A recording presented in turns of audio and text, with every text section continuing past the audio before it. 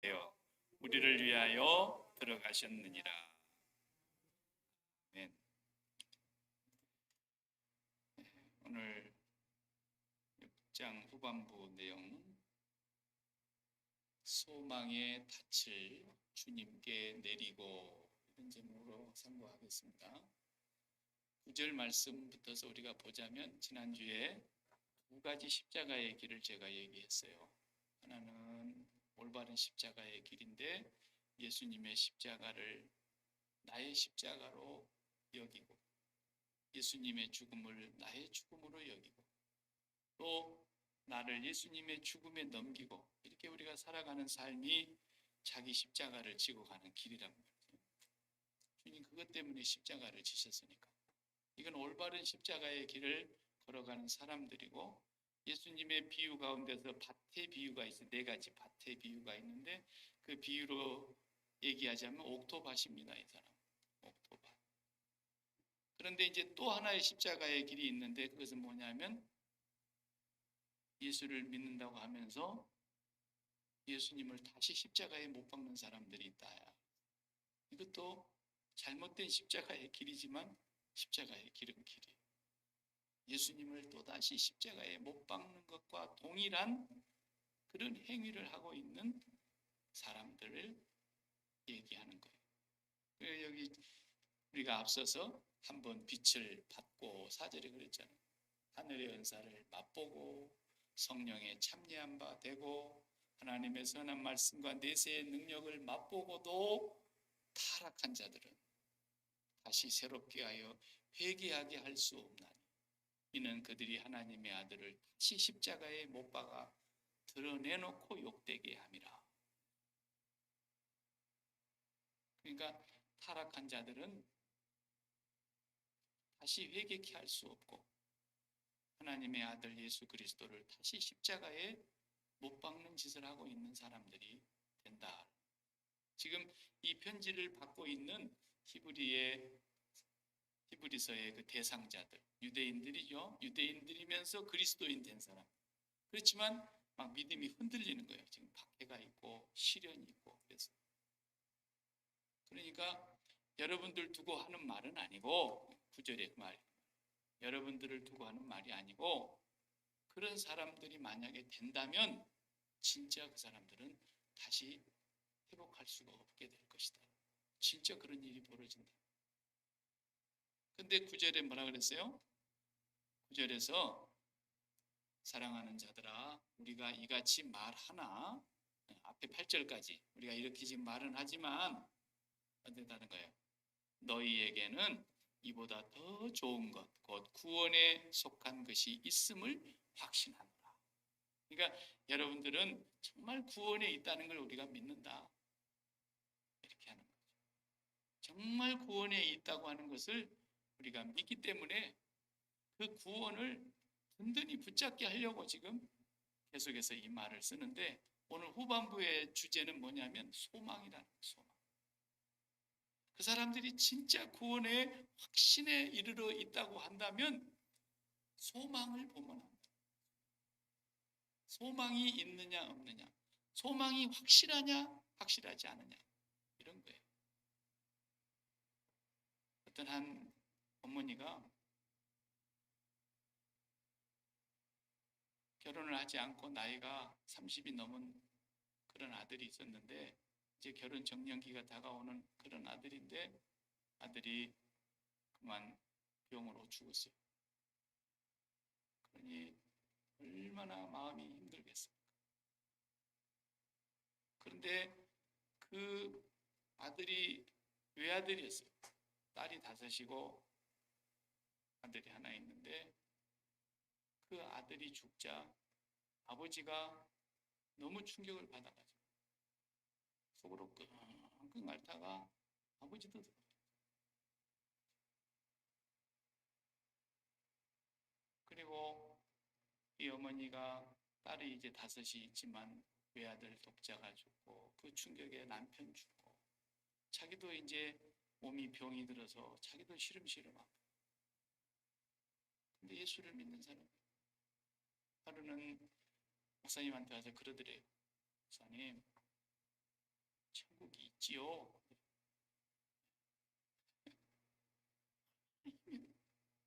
천국이 있지요. 그것만 얘기해달라. 몰라서 묻는 것도 아니고 여지껏 한 번도 안 들어서 궁금해서 묻는 얘기가 아니죠. 천국이 있지요, 목사님. 집사님 있지요. 틀림없이 있지요. 그러면 됐습니다. 그러면 됐습니다. 네? 그거 사람의 말로 표현을 어떻게 하겠어요? 그 마음을 어떻게 우리가 이 말로 형언하겠어요? 근데 이 어머니는 자기가 믿고 있는 그 하나님, 그 천국의 소망, 뭐 이런 것을 다시 한번 붙잡고 싶은 간절한 마음이, 그것 아니면 미쳐버리겠습니다. 그것 아니면 죽어버릴 것 같아요. 살아도 산 것이 아닌 것 같아요. 그런 얘기를 하던 것을 제가 동역자에게 들은 적이 있어요. 여러분도 그만큼 팍팍한 세상 살아보셨습니까? 오늘은 소망에 관한 얘기를 들려주시면서 그 소망이 분명하고 확실하기를 바라는 것이죠. 소망이라는 게 뭘까요? 소망.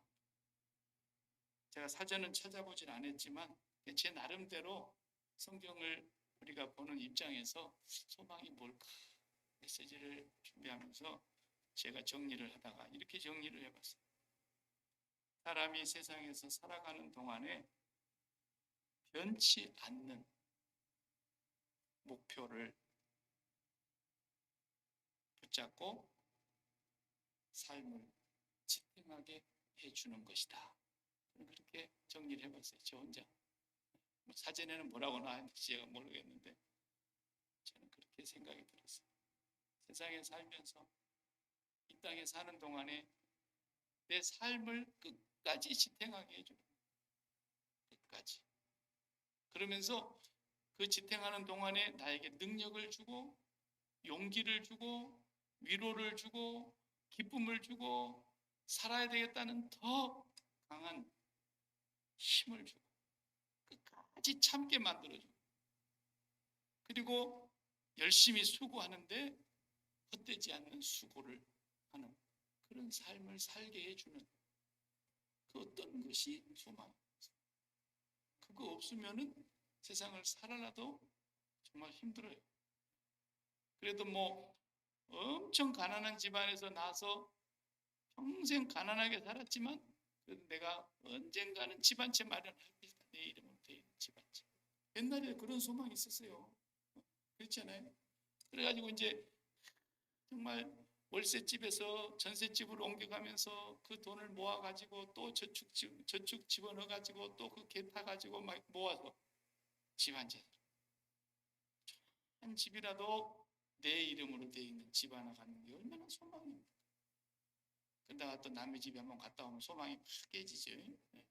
저쪽 집에 가니까 방도 널찍 크고 거실도 크고 화장실도 2개, 3개나 있고 막 이런 게 화장실 하나 또 더 늘리려고 아주 골병 드는 거예요.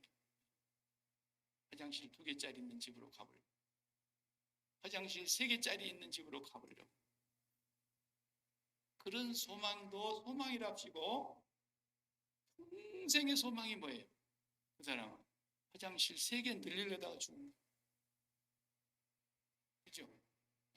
그러니까 누가 그런 걸 소망이라 그러냐. 그러니까 썩어질 소망이고 쇠하여 없어지는 소망이고 낡아지는 소망이고 죽어버리면 끝나버리는 소망입니다.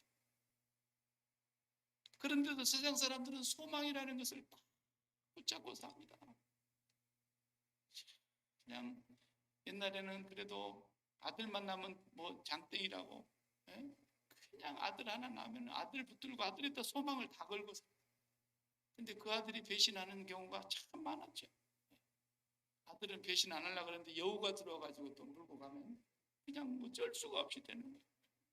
그러니까 이 세상은 어떤 소망을 가져도 나중에는 결국은 눈물 나게 가슴이 아려요.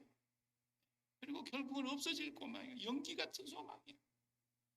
그러니까 이 세상에서 말하는 소망이 아니란 세상의 소망은 그런 비록 없어지는 썩어지고 낡아지고 쇠하여지는 소망이지만도 그것을 얻기 위해서 투쟁합니다. 불굴의 의지를 가지고 수많은 도전을 극복하면서 성공하는 사람들의 7가지 원칙, 스티븐 코비 박사가 쓴 성경책보다 뜨거운 책이 있어요.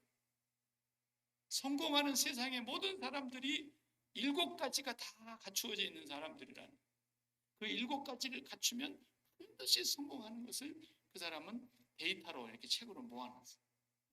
저도 한번 이렇게 싹 대충 훑어봤는데 뭐 그런 얘기는 나도 하겠더라고. 근데 이제 자기가 그것을 다 조사해가지고 책으로 엮어놓은 것인데 나중에 자기가 망했어. 스티븐 코비 박사의 재단이 망해버렸어요. 어쨌거나 세상에서 소망을 가지고 나도 반드시 성공하는 사람이 되어야겠다는 그런 꿈을 가져도, 그런 비전을 가져도 어떻습니까? 성공한 사람들은 어떻게 하는가? 일찍 일어나더라. 일찍 일어나는 아침형 인간이 돼야 된다 그러면 이딴 소리는 맨날 해요. 일찍 일어나는 건 피곤합니다. 그래도 성공하려니까 어쩔 수 없더라. 바뀌어요. 꼭 일찍 일어난 사람이 다 성공하는 게 아니에요. 여러분 서울역 같은 데 가면 남대문 앞에 지게 지는 사람들 있잖아요. 새벽 3시에 나와요. 그래도 평생 지게지다 끝납니다. 꼭 일찍 일어난다고 성공합니까? 그러니까 요즘 얘들이 옛날 말을 다 바꿔놨어요. 요즘 젊은 애들이. 개미와 배짱이 이솝우화에 나오면은 개미가 열심히 일하고 배짱이는 자빠져서 맨날 시원한 그늘 나면서 노래나 부르고 처자빠져 있다가 이제 겨울이 되니까 먹을 것이 없어갖고 개미한테 얻으러가고 뭐 옛날 동화책에는 다 그렇게 나오지만 요즘 애들은 그거 안 먹혀요. 개미는 너무나 젊었을 때 일을 많이 하고 몸을 상해가지고 늙어가지고 신경통이 와가지고 뭐 그냥 몸이 오만 상가지 다 망가졌는데 배짱이는 노래 연습을 잘해가지고 연예계로 출발해가지고 노래로 성공을 했는데 떼돈을 벌었다는 거예요. TV에 출연해요. 요즘 애들이 다 바꿔놨어요. 일찍 일어나는 새가 뭐 먹이를 찾는다나 전다니까 아빠 일찍 일어나면 피곤해요. 일찍 일어나면 피곤해요. 세상의 진리가 그게 진리가 아니에요. 세상의 소망을 얻기 위해서도 그러나 그렇게 분투 노력합니다. 성공하는 사람들을 막 따라 붙이려고 그 사람들이 하는 행위를 본받고 그 사람들의 삶의 철학을 배우려고 수백만 원씩 주고 강의 듣는다. 정신 나간 사람. 목사 중에도 그렇게 정신 나간 사람들이 더러 있어요. 개척 2년 만에 200명 되는 교회. 거기 막 도시락 싸고 쫓아가는데 30만 원씩 예비 들고. 병신짓 하는 거예요. 어쨌거나 이런 세상의 소망을 갖고 있는 그런 사람들도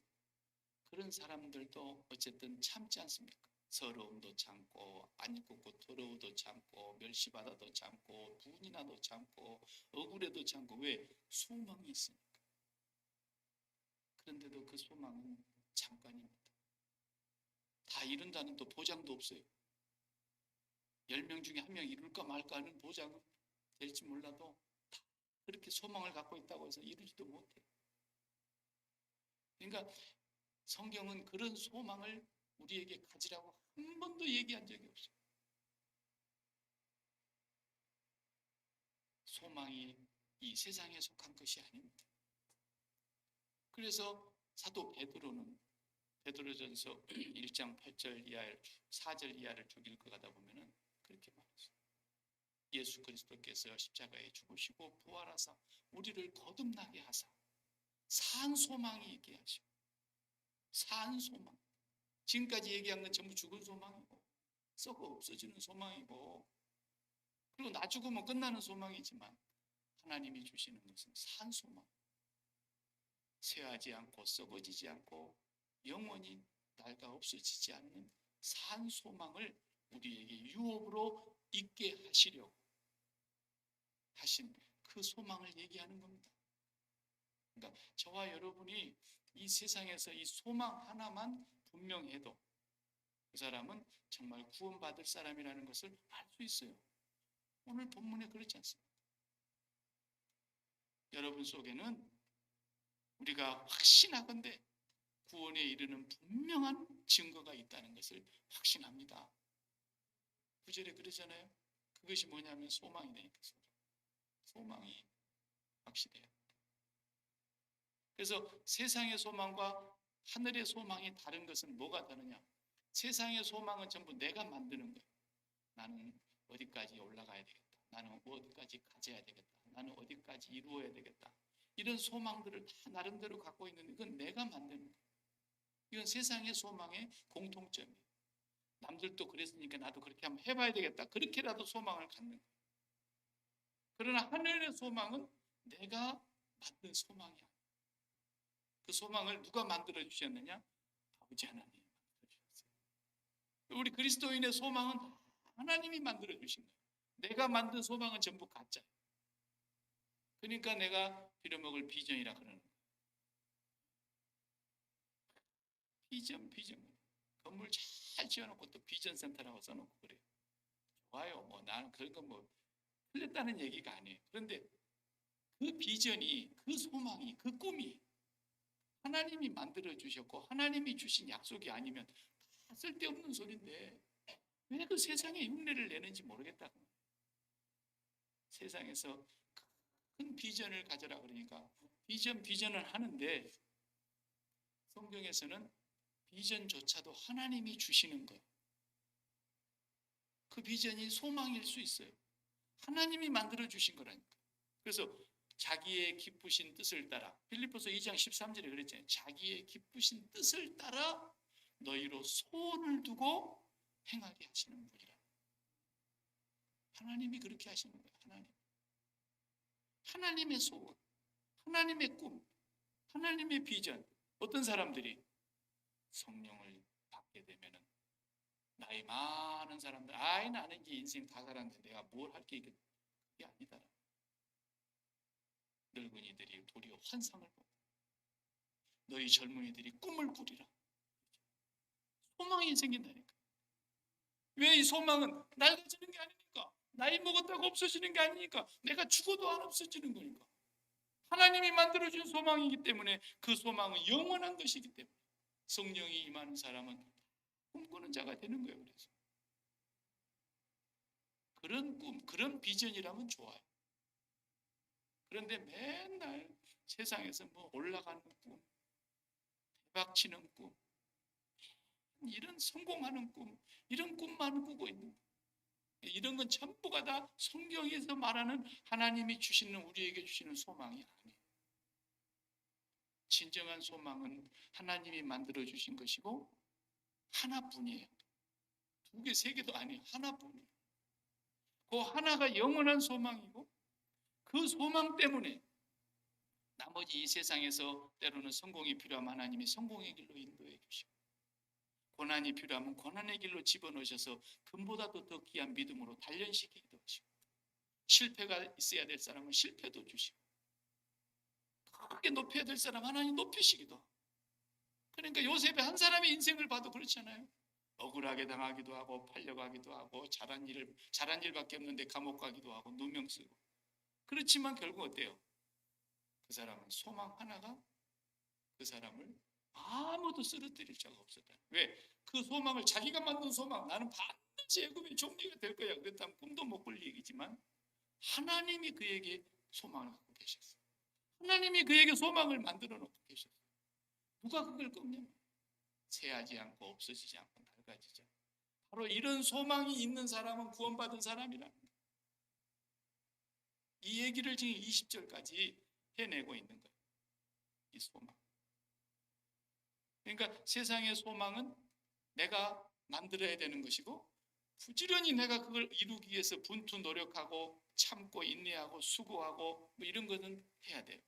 근데 하나님이 내게 만들어주신 소망은 달라요. 이것은 내가 분투하고 노력하고 싸우고 막 극복하고 이것과는 아무 상관이 없어요. 그러니까 하나님이 저 사람에게 소망을 준 것인가, 지가 개꿈을 꾸고 저렇게 난리를 치는 건가, 딱 보면 알아. 하나님이 소망을 준 사람은 그렇게 난리를 치는 사람이 아니에요. 막 분투, 노력, 극복, 투쟁, 인내, 뭐 이런. 인내는 쓰다. 그러나 그 열매는 달다. 그래서 박수 붙여놓고 노력은 성공의 어머니. 맨날 세상 얘기나 갖다가 그렇게 얘기하는 거예요. 적극적으로 생각하라. 긍정적인 사고방식을 가져. 맨날 그딴 소리만 하고. 그게 다 성공하는 사람들의 법칙에 나오는 얘기거든. 여기 성경 얘기인 줄 알고 그걸 갖다 베껴가지고 하는 사람들이 더러 있는 것 같아요. 그런 거 아니에요. 하나님이 우리에게 주시는 하나뿐인 그 소망을 얻는 길은 역시 하나뿐이에요. 그 길은 뭘까요? 도망가는 거예요. 도망가. 아니 도망을 가서 어떻게 꿈을 이루겠어요? 정면으로 돌파해야지. 어려움이 오면 극복하고 넘어가야지. 어떤 어려움이 오더라도 참고 인내해야지. 그런 세상 소망은 다 그렇게 하는 겁니다. 하나님의 소망은 얻는 길이 딱 하나뿐인데 소망도 하나고 방법도 하나예요. 방법은 뭐냐? 그 소망을 얻기 위하여 잘 도망다니는 게. 이게 성경의 가르침이다. 그걸 오늘 18절 한번 읽어보세요. 18절에 이는 하나님이 거짓말하실 수 없는 이 두 가지 변하지 못할 사실로 말미암아 앞에 있는 소망을 얻으려고 그랬잖아요. 소망을 얻으려고 그다음 뭐 한다는 거예요? 피난처를 찾는 우리에게 큰 안위를 받게 하려 하십니다. 앞에 있는 소망을 얻으려고 하는 사람들이 어디를 찾는다고요? 피난처를 찾는다. 피난처는 뭐 하는 겁니까? 도망해서 피하는 것 아닙니까? 그죠? 전쟁이 일어났습니다. 그러면 어디에요? 방공으로 도망쳐서 내 자리를 떠나서. 그러니까 이 내용이 그런 내용인 거예요. 정확하게 그 내용은 뭐냐면 직역을 하면 이런 뜻이에요. 소망을 얻으려고 피난을 하여 도망치는 우리에게 안위를 얻게 하려고 이 얘기를 하고 있다. 하나님이 만들어주신 소망을 얻는 길은 하나뿐인데 잘 도망가는 거구나. 이렇게 지금 성경이 얘기해요. 그러니까 저 사람이 하나님이 소망을 주셨나 아니면 지가 개꿈을 꿰놓고 지금 목표를 세워놓고 생쇼를 하고 있나를 보면은 딱 구분되면 알아요. 진짜 저분 삶을 보니까 하나님이 주신 지금 꿈을 갖고 있는 사람. 뭘 보니까 잘 도망다녀. 왜 이렇게 저렇게 잘 피해 다니고? 그걸 보니까 그냥 계거품을 물고 한 발자국도 앉으려고 그러고 조금도 손해보지 않으려고 그러고 조금도 다른 사람한테 미치지 않으려고 그러고 조금도 싫은 소리 안 들으려고 이런 사람들 전부 미쳐갖고 개꿈 꾸고 있는 거예요. 그거 하나님이 주시는 그 소망하고 전혀 상관없어요. 아브라함이 그렇게 살았습니까? 아브라함이 그 사막 땅에 샘만 얻기가 얼마나 정말 목숨처럼 소중한 게 샘이요.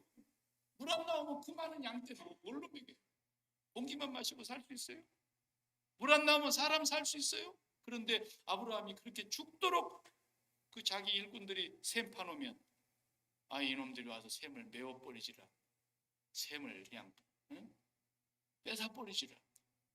그때보다 싸웁니까? 놔둬버려. 줘버려. 왜? 이 사람은 하나님이 소망을 주셨고 하나님이 그에게 꿈을 주셨고 하나님이 그에게 비전을 주셨기 때문에 자기는 어떻게 하면 해요? 잘 피해만 다닙니다. 잘 피해만 다닙니다. 그래서 평생 아브라함은 하나님의 소망을 붙잡고 승리한 사람. 그래서 그 사람을 예로 드러났어요. 오늘 본문에서 아브라함 얘기를 갑자기 하지 않습니까? 오늘 본문에 보면은 아브라함이 13절부터 나오는 거예요. 자 보세요. 하나님이 아브라함에게 약속을 하실 때 가리켜 맹세할 자가 자기보다 더 큰 이가 없으니까. 우리는 맹세할 때 하늘을 두고도 맹세하지 말라 그랬지만 되게 사람들이 하늘을 두고 맹세한다 그랬잖아요. 왜? 하늘이 나보다 크니까. 그런데 하나님은 아브라함에게 약속을 주실 때에 맹세를 했어요. 내가 너를 반드시 복주고 번성하게 할 것이고 복의 근원이 되게 하시고 하늘의 별처럼 바다의 모래알처럼 너의 후손이 많아질 것이고 내가 너를 복주되 너를 저주하는 사람을 내가 가만 안 놔두고 저주해 버릴 것이고 너를 축복하는 사람은 내가 반드시 축복을 해줄 것이고 하나님이 맹세를 하시는데 맹세할 때가 있어야 돼요. 자기보다 높으신 신이 없는. 그래서 누구한테 자기 이름을 걸고 맹세했다. 지금 13절에 얘기해요. 자기를 가리켜 맹세. 이르시되 14절 다 같이 내가 반드시 너에게 복주고 복주며 너를 번성하게 하고 번성하게 하리라 하셨더니 그가 이같이 오래 참아 약속을 받았느니라. 약속을 받았죠, 아브라함이. 네. 그런데 16절에 사람들은 자기보다 더 큰 자를 가리켜 맹세하나니 이 맹세는 그들이 다투는 모든 일의 최후의 확정이니라. 그렇잖아요. 큰 사람을 걸고 맹세를 하는 거예요. 하다못해 맹세할 데가 없으면 내가 만약에 하는 말이 거짓말일 것 같으면 내가 네 자식이 된다 이렇게 말합니다. 네. 손에다 장을 지신다 뭐 이렇게 그런 소리 하죠. 근데 하나님은 당신을 가리켜 맹세했는데 이 맹세가 얼마나 정확하냐 하면은 보세요. 자, 17절. 하나님은 약속을 기업으로 받는 자들에게 그 뜻이 변하지 아니함을 충분히 나타내시려고 그 일을 맹세로 보증하셨나니 맹세했다니까요. 자기 이름을 걸고. 그런데 자기 이름을 거는 이유가 뭐냐? 18절 다 같이. 그 이유는 하나님이 거짓말을 하실 수 없는 이 두 가지 변하지 못할 사실로 말미암아 앞에 있는 소망을 얻으려고 도망을 가는 사람들에게 큰 안위를 주려고 했다. 하나님 두 가지 변치 않는 거 있어요. 하나님은 자기 이름을 걸고 맹세하신 건 반드시 지킨다. 왜? 두 번째, 하나님은 절대로 거짓말을 하실 수 없는 성정을 가지고 계시는 신이시기 때문에 하나님만 거짓말 하실 수 없는 분이세요. 거짓말 대해서 1등한 사람이 어떻게 거짓말했다고요? 여러분, 나는 지금까지 태어나서 한 번도 거짓말 해본 적이 없습니다. 이 사람이 1등 먹었다잖아요. 하나님 한 분 외에는 거짓말을 하실 수 있는 다 거짓말쟁이죠. 고기도 많은 거 잡아놓고 1등한 거 잡았다고. 사람은 다 그렇게 침소 봉대하는 습관이 있고 3마리 잡았는데 5마리 잡았다고. 그러니까 하나님은 거짓말 하실 수 없는 분이기 때문에 그분이 자기의 이름을 걸고 맹세를 했으면 그 맹세는 반드시 약속대로 이루어진다. 그러면 그 하나님이 우리에게 뭘 약속하셨냐? 소망을 약속했기 때문에 저와 여러분은 그 소망을 끝까지 붙들고 인내하기만 하면 되고 그 소망을 얻기 위해서 해야 될 일은 뭐냐면 잘 피해만 다니면 되네요. 도망을 잘해야 돼요. 36회가 이럴 때 필요한 거예요. 정말 잘 도망다니, 잘 피해야 돼요. 아브라함의 자손 다윗도 잘 피해 다닌 사람. 오늘 우리 앞에서 복음 찬송가 불렀지만 다윗이 하나님을 고백하면서 불렀던 그 내용 가운데 시편 18편 가사에 보면 그러잖아요. 여호와는 나의 요새입니다. 왜?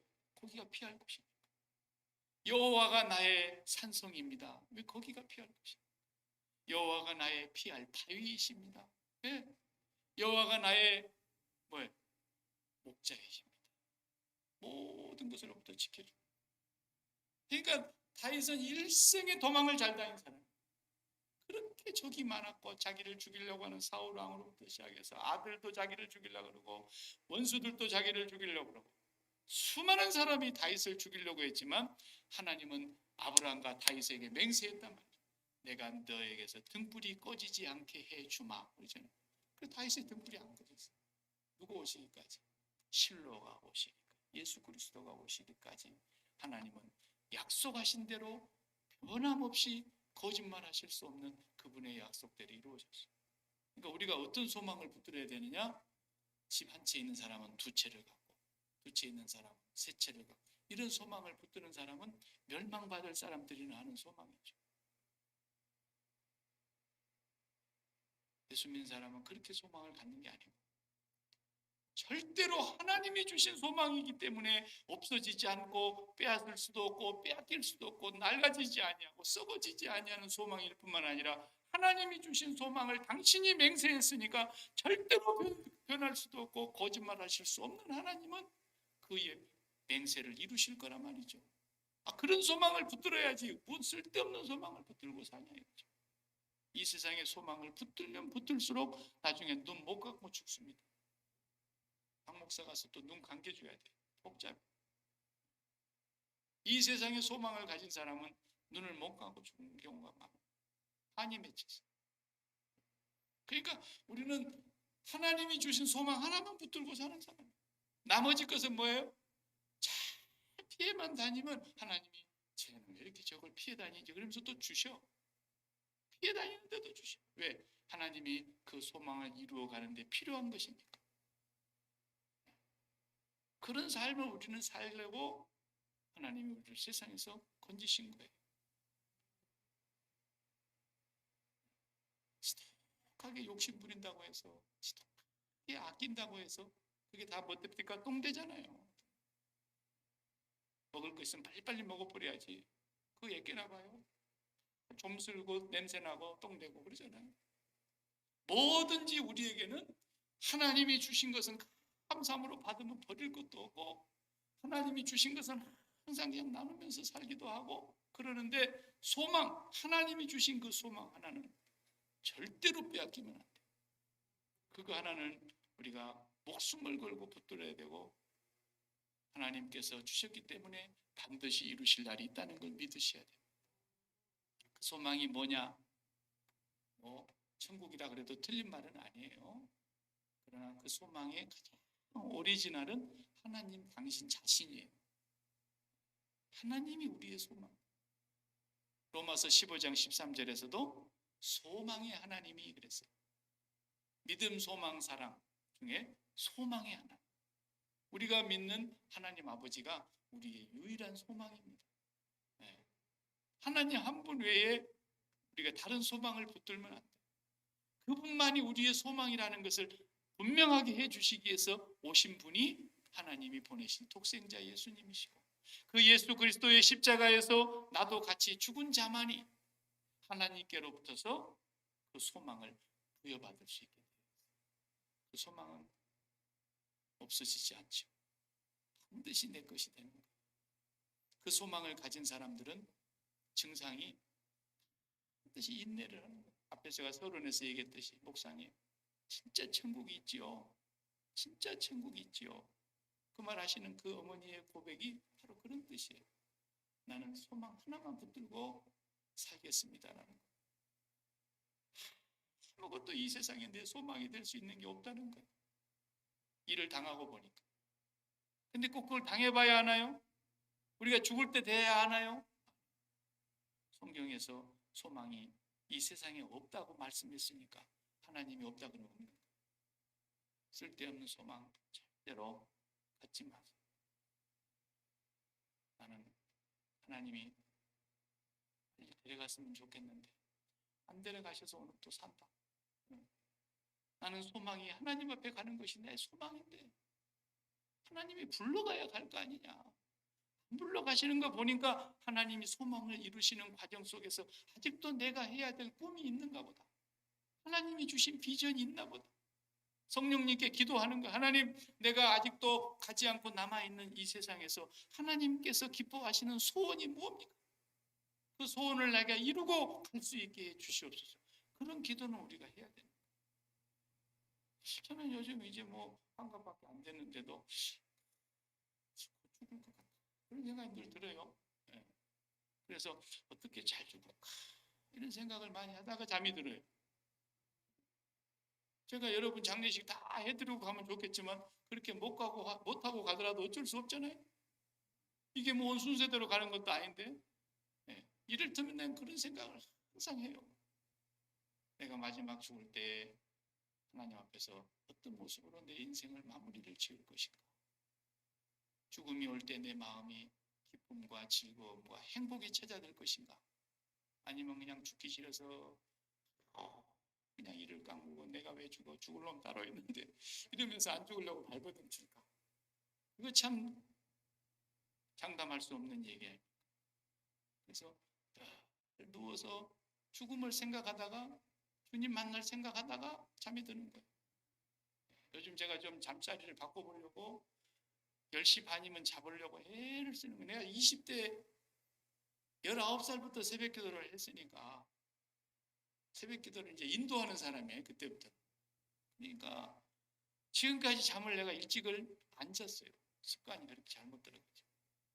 12시가 됐구나. 그러면 이제 자는 거예요. 이날인데. 그래서 이제 10시 반부터서는 억지로 내가 자보려고 막 애를 쓰는데 아직도 안 돼. 어젯밤도 10시 반에 들어갔는데 11시 반까지도 눈이 안 가. 그래서 어떻게 하면 빨리 잠이 들까 하다가 죽는 연습을 해봐요. 하나님 앞에 내가 마지막으로 어떻게 죽을까? 그런 생각을 하다 보면 나도 모르게 잠이 들어가. 소망을 하나님께 두고 사는 사람이 잘 죽는 연습을 하는 거예요. 뭐 하려고 삽니까? 잘 죽으려고 삽니다. 그러니까 우리에게 하나님께서 이 하나뿐인 소망을 주셨는데 이 소망이 오늘 본문에서 아브라함을 예를 들었잖아요. 아브라함이 얼마나 잘 피해 다니는 거 보세요. 자, 갈대아 우르에서 자수성가했습니다. 왜? 아버지 일찍 돌아가시고 그리고 자기가 거기 와가지고 갈대아 우르에서 이제 완전히 자리 잡았어요. 그런데 하나님이 떠나라 그러잖아요. 어디로 가란 말도 않고 지시할 땅으로 가라. 그러니까 하나님이 영광의 하나님이 나타나시니까 자기의 모든 본토 친척 아비의 집을 떠나서 출발해버립니다. 네. 아니 이 세상에 성공할 사람이 왜 거기를 떠납니까? 이 세상에 소망이 아니었기 때문에 하나님이 만들어준 소망. 그 다음에 떠날 때 조금 가다가 길가에서 그런 얘기를 했습니다. 이복의 임자 당신이 너무 이뻐 아직도. 그 사람들이 당신이 내 와이프인 줄 알면 틀림없이 나를 죽이고 당신 빼앗길 것 같아. 그러니까 어디서든지 이렇게 합시다. 누구냐 그러면 나는 지체 없이 내 여동생입니다. 그럴 테니까 당신은 나를 오라버니라고 그러라.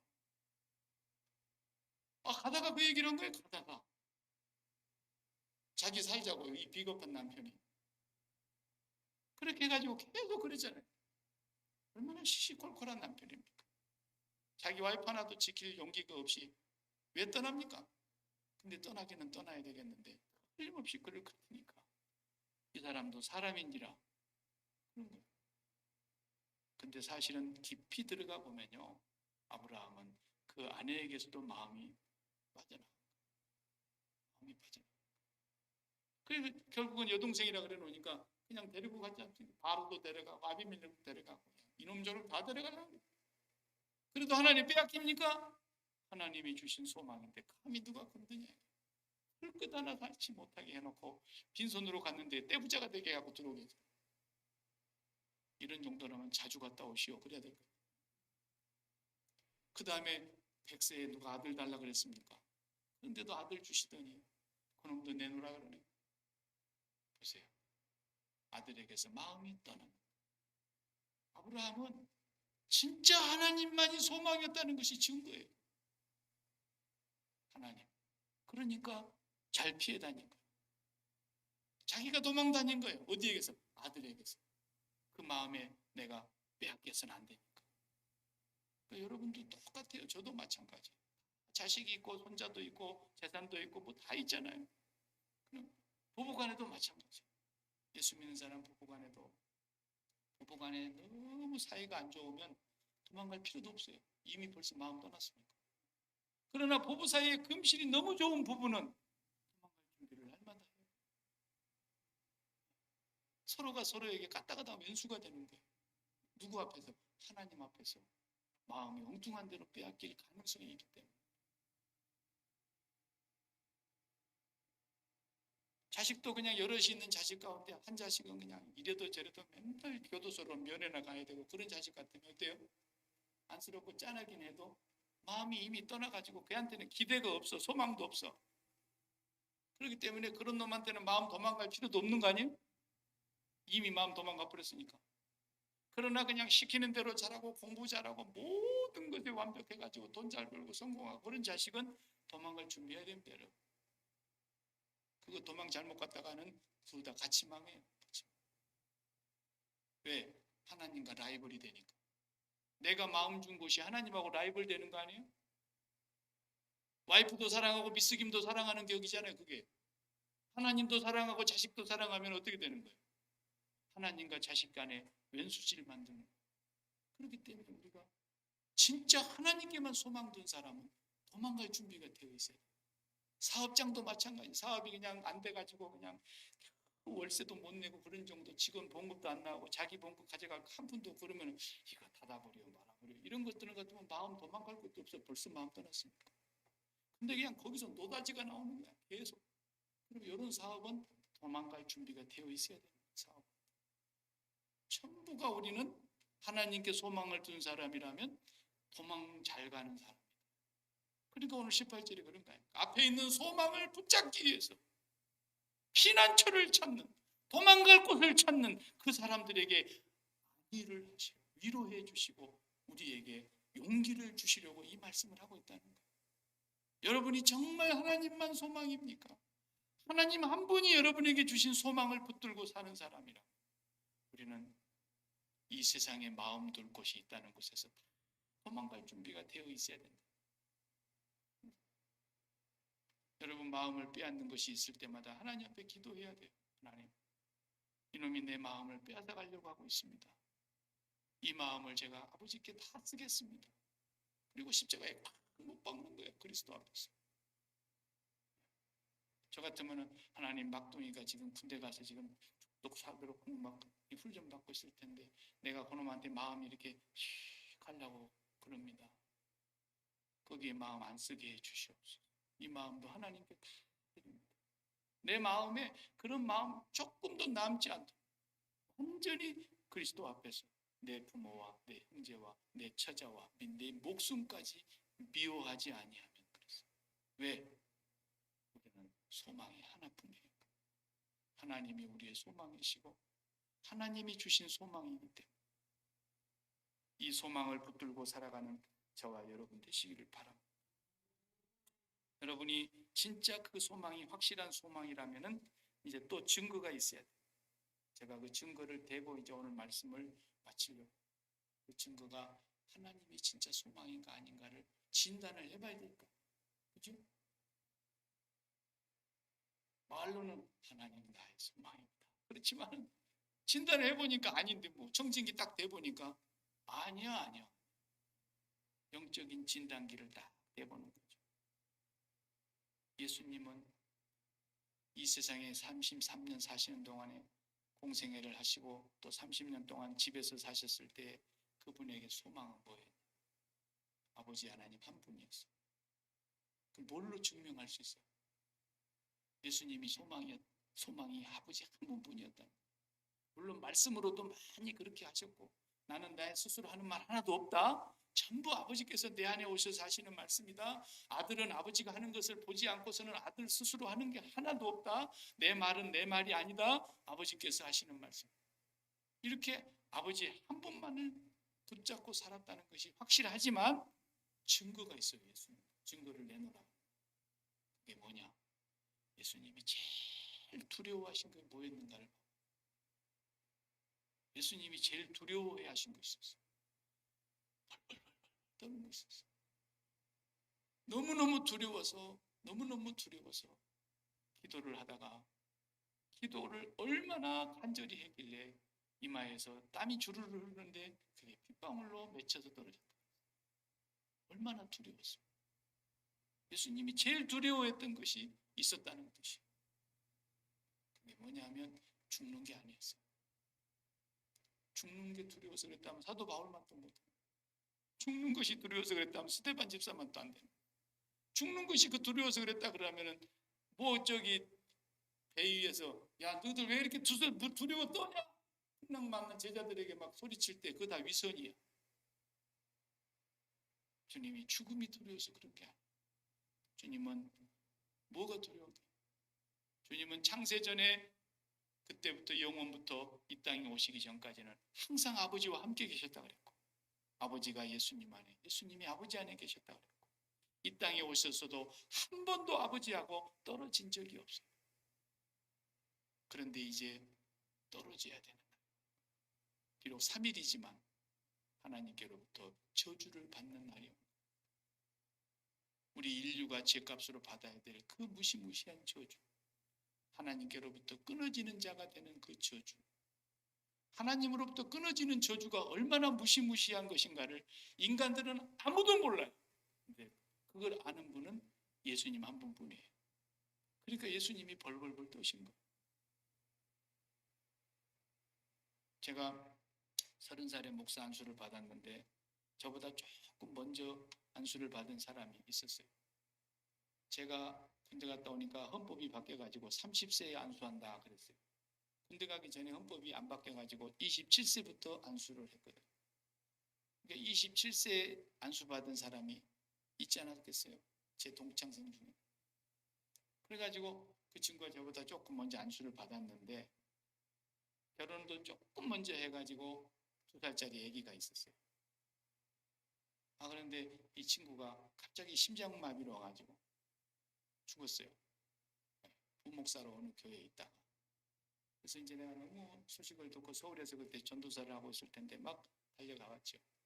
쫓아갔더니 이제 장례식을 하는 날 쫓아갔더니 장례식을 하려고 하관식을 이렇게 하려고 하관식 하기 전에 이렇게 구더기 파놓고 관을 옆에다 이렇게 내려놓잖아요.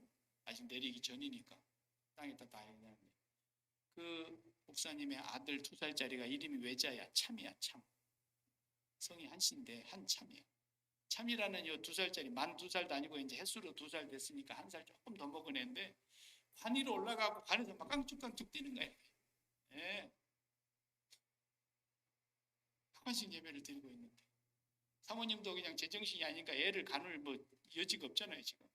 그 애가 혼자서 그냥 관으로 기어 올라갔는데도 그냥 누가 그걸 벌리지 못한 채 관에 올라가고 아버지 위에서 쿵툭쿵툭 뛰고 있는 2살짜리.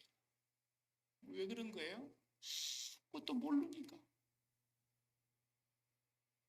모든 인간들이 하나님에게서 끊어져서 저주를 받은 상태에 있는데도 아무도 그 저주가 얼마나 무섭고 무시무시한 하나님의 심판을 받을 저주인가를 깨닫는 자가 없기 때문에 이 세상 사람들이 하나님과 끊어져 사는 것이 이렇게 편한 거예요. 마치 그 아기가 아버지가 관에 들어누워 있는데도 위에서 깡총깡총 뛰고 있고 먹을 것이 막 상을 차리고 그러니까 먹을 것이 많으니까 이것도 저것도 막 입에 물고 들어가고 그런 거죠. 모르니까. 이 세상에 하나님께로부터 죄로 말미암아 저주를 받아 끊어진 인생들의 그 저주가 얼마나 무시무시한가를 아는 분은 예수님 한 분뿐입니다.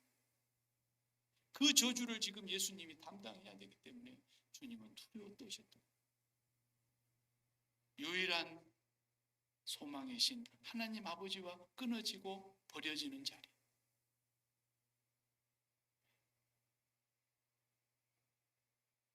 오늘 우리가 진짜 가장 무서운 것이 무엇인가를 아는 사람. 어떤 사람은 그냥 돈이 다 달아나는 것이 제일로 무서워. 그 사람은 뭐가 좋으냐면 돈이 소망이었다는 뜻이죠. 어떤 사람은 건강 무너지는 것이 제일로 무서워. 그 사람은 건강이 그에게 가장 큰 소망이었다는 뜻이에요. 어떤 사람은 자식이, 어떤 사람은 자기의 명예가, 어떤 사람은 자기 사업, 이런 것들이 없어질 때 제일 두려워하고 잠 못 이루고 제일 괴로워하고 제일 힘들어하는 사람. 이것은 그 사람의 소망이 그거였다는 뜻 아닙니까?